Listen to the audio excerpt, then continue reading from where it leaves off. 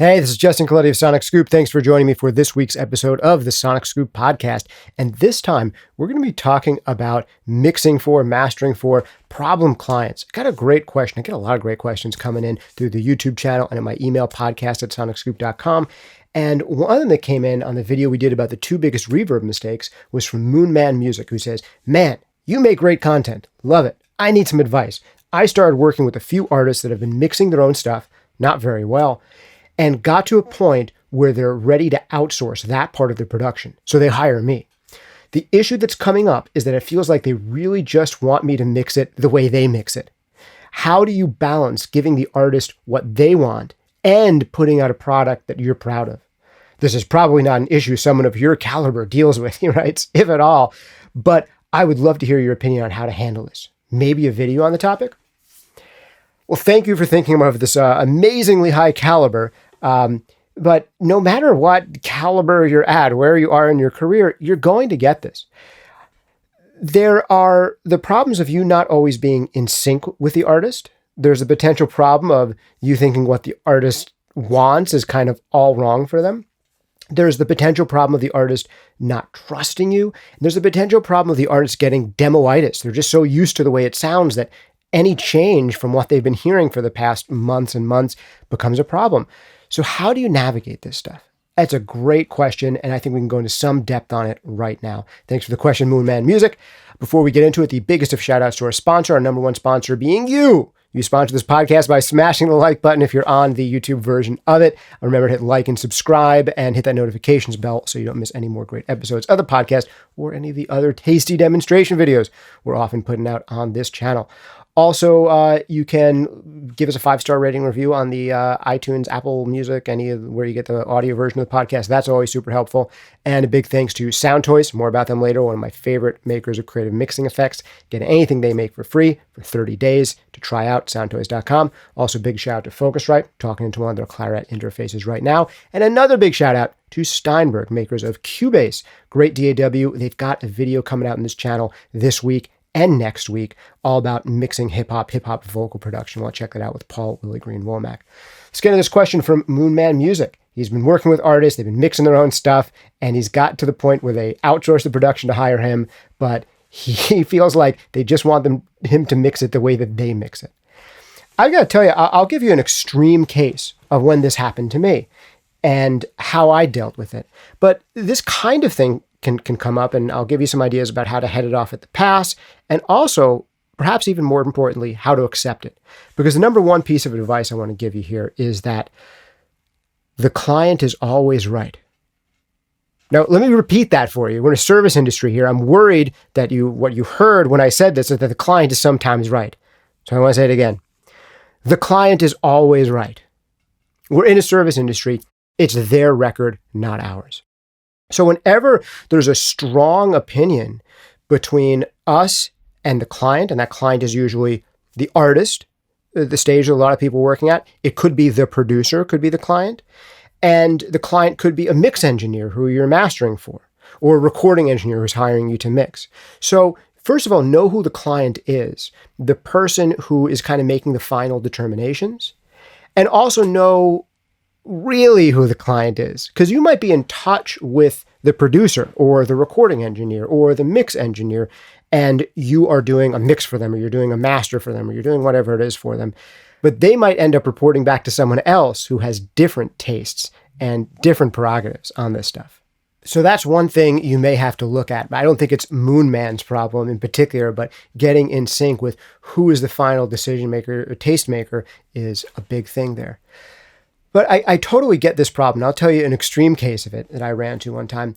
A client of mine, he really loved the mixes he had done, but felt like they didn't have that final polish on them. Like he really felt like he had cemented the right tone, but he was having trouble finishing it and having it feel just as big and polished and well-crafted as he wanted. And there's a lot of cases where you're going to run into that, where they're actually happy with the rough mix, where they like the direction they took it in, but they kind of want someone to hold their hand and do final tweaks at the end of the process and give it that last 10% or 20%. And in a way, that's the easier job theoretically, right? Because there's less for you to do. But in a way, it's the harder job because you have to follow somebody else's vision to a degree and get in tune with that stuff. And with this particular client, for about half the mixes, he preferred mine better, no problem, done.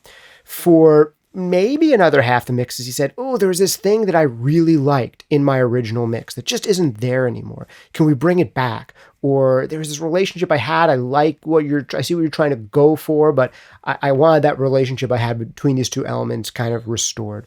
So I had to go back and do those things. Even though I thought my tastes were right, the client is the one who's right? We're a service industry doing this for the client. And there were some cases, I think there were 2 songs out of like 12, where we did something totally crazy, which is we took my mix that he liked the sound of overall more, and we took his mix that he was attached to some things on and said, this sounds crazy, but is there a way we could just like put them together and like layer them in parallel, my mix and your mix? And in my younger days, I would have said, no, you're not supposed to do that.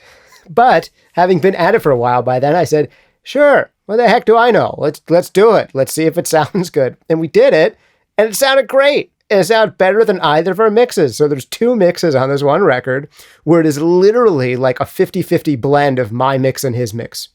And it sounds great. And that is the ultimate thing there. And for one of them, he didn't even have a WAV version of his mix. He had an MP3 version of his mix. So it's like 50-50 of an MP3 version of his mix and my mix. But guess what? It sounded legit better than either of our full resolution versions of it. So that's an extreme thing. Not something I necessarily recommend that you try, but there's no wrong in this stuff. And there's no wrong when it comes to the client's tastes either. Now, I get it. We all want to be hired for, our unique vision and way of doing things. And you'll get hired that way. People will hire you for your vision, your taste, your aesthetic. They're really going to want you to focus mostly, even then, on their vision, their taste, and their aesthetic. But they are going to feel like you're a person who already understands it. So that's why they're going with you and then wanting you to use your best judgment. And those are fun. But to be honest, I've learned a lot from good clients who said, no, can we do it a little bit more like I had it? And it's a humbling experience, but ultimately a really informative experience. Because it shouldn't be about shoehorning other people's stuff into your vision or shoehorning your vision onto other people's stuff, but rather getting in tune with the taste of the artist and serving the material the best you can. I know that sounds nebulous and hokey. So what are actual ways to do this? Well, a big thing here is references. I bring this up a lot. I think it's one of those things that a lot of people in the beginning are afraid to do because they're afraid that if they listen to references, they'll be copying other people. And I get it. We want to be creative. We want to be unique. We're all beautiful snowflakes. You are. You can't help but be you. Even if you try to copy other people, you're going to fail at it in ways, and hopefully you fail at it in ways that are awesome. So there's no cookie cutter carbon print of anything. The idea behind references isn't to do that. It's to get a sense for what they genuinely love the sound of, and then hear how far off their record is from what they genuinely love the sound of.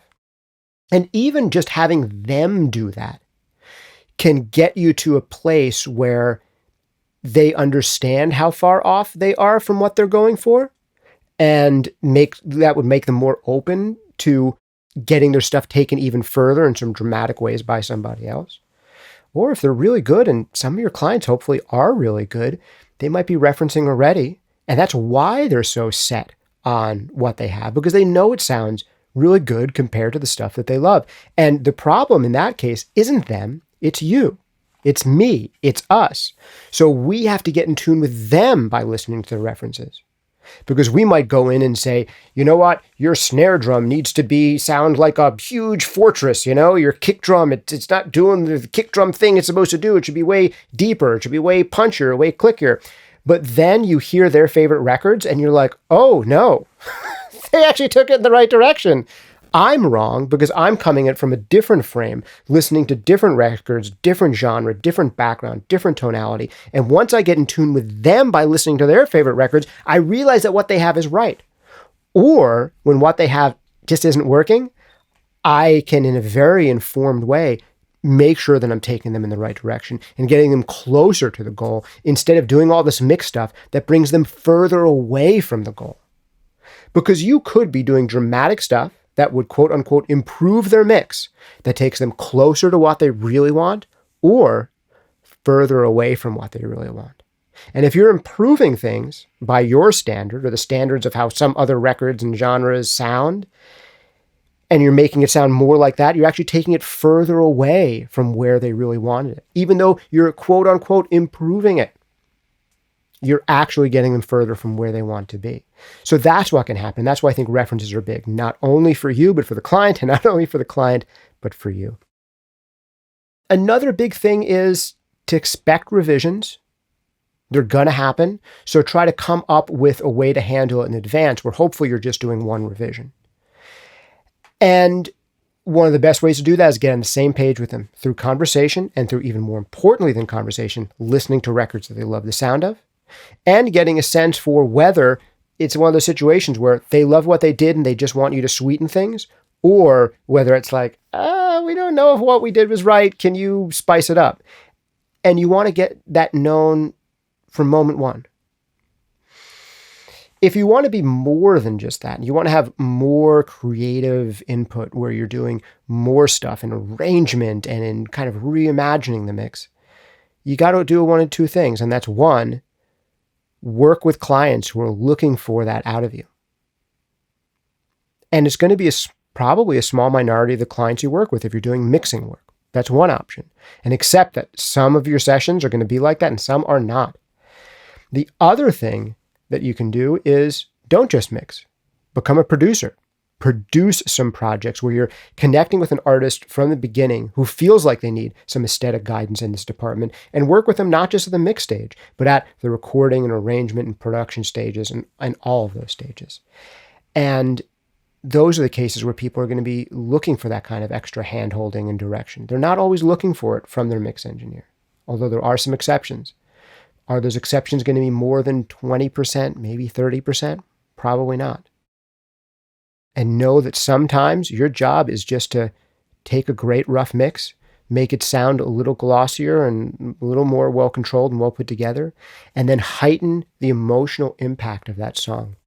Jeff Ellis, who is a guest of ours, he was engineer for Frank Ocean for a long time. He's been working on some great indie and pop records since then as a mixer. He did a MixCon presentation that's all about this, all about how minimal his mixing process can be when he's hooking up with a client that has an aesthetic vision, has chased that aesthetic vision, has gone most of the way there, and now he's looking to enhance the impact and emotional arc of the track. And they can be relatively little things. He's not trying to reimagine the relationships. He's doing the kind of vocal and effect automation that they didn't do to make sure that that second chorus lifts a little bit more than the first chorus, to make sure that we really get into this new space in the bridge before we go back into the verses. And he's thinking in that kind of macro way, not remixing it in the classic sense of I'm going to change your kick drum sound, but remixing in the sense of how do we take the arc of the song and improve that while respecting what the artist already did. So yeah, long story short, it's going to break down this way. A majority of your clients, I'm going to guess 50% or more, are going to be in a place where they like the rough mix and you basically want to make it sound like the rough mix, but better. And then some amount, 50% or less, are going to be probably at varying stages of either A, we need a lot of help and we know it. Please make this sound good. We couldn't. Or B, we'd love some crazy person to do some crazy stuff to this. Have at it. Do all the stuff that you want to do. We want someone to do the mixy thing and be mixy. We don't really do that. That's not what we do. We want you to be that person. But I'm going to say that for most people, my guess is that's going to be maybe 20% of projects max. I don't know. Tell me what you think. If you're an experienced mixer or if you've been through this a bunch of times, how do you think your proportions of these things break down in your life and your work? Moonman Music, I hope that was a good answer for you. If you want to ask questions of this podcast, you can just type your question in the comments down below, or you can shoot me an email, podcast@sonicscoop.com. Big thanks to this week's sponsors. We had Soundtoys sponsoring this whole month from the beginning. Try out anything they make for free for 30 days over at soundtoys.com. If you're listening to this episode when it comes out, It's Black Friday, Cyber Monday time, so there's some deals going on over at Soundtoys. Definitely check them out. Big thanks also to Steinberg, makers of Cubase and Nuendo and Wavelab, some of the best DAWs out there and some great interfaces too. They're sponsoring a series on hip-hop production right now. You got to check it out with Paul Willie Green Womack right here on this channel. Absolutely killer. Love Paul's work, so check that out. And also big thanks to Focusrite, maker of some of my favorite bang for the buck interfaces like this Claret I'm talking to right now. Hasn't given me a lick of trouble. Sounds great. And they make super nice stuff all the way up to their high-end RedNet series. Definitely check them out. If you want something totally for free from me, you can always go to SonicScoop.com/contest, where we're giving stuff away constantly. We give away hundreds of thousands of dollars worth of gear per year, and people, yes, really do win them. So check that out at SonicScoop.com/contest. Also, if you want something free, you can check out my workshop, The 5 Habits of Truly Great Mixers, over at SonicScoop.com/mixhabits. That's SonicScoop.com/mixhabits, or get a primer on mastering over at SonicScoop.com/mastering101. That's SonicScoop.com/mastering101. Thanks for hanging out with me. This has been Justin Colletti of SonicScoop. See you next time.